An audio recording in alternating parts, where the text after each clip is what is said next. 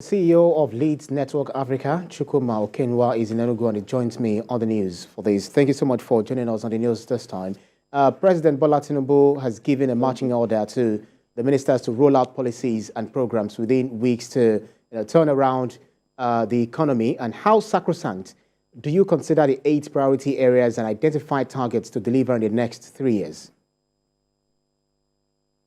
I consider those areas as identified by Mr. President as very, very pivotal to driving our economy. And I love the analogy the president used, identifying himself as the driver and, of course, the ministers as the conductor.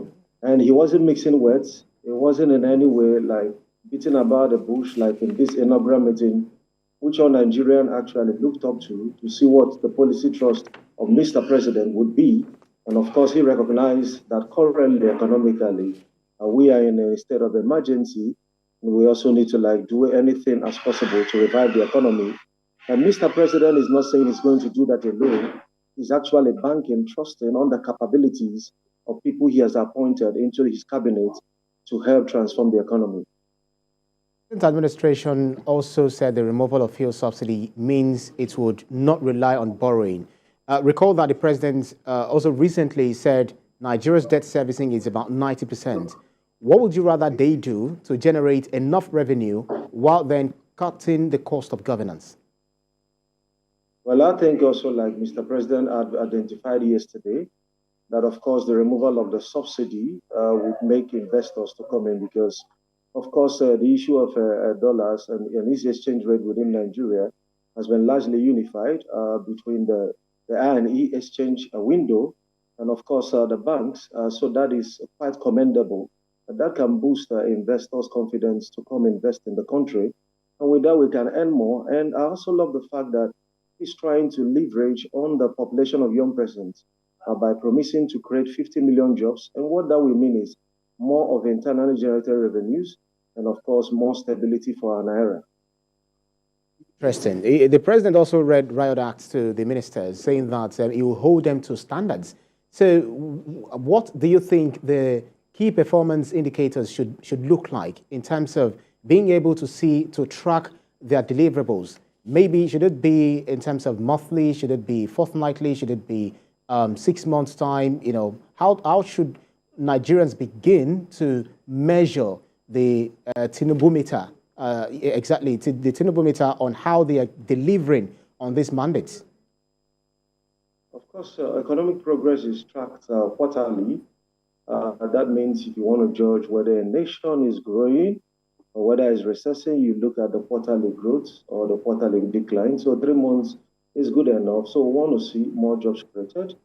We want to see the naira more stabilized against the dollars.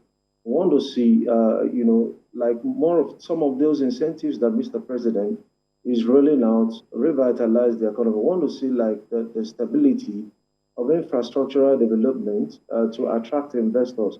We want to also see the Ministry of Trade and Investment begin to reach out to stakeholders. You don't wait for investment to come. You reach out, you have to woo people to come invest in Nigeria. And as they bring those hard currencies, it will certainly stabilize our economy.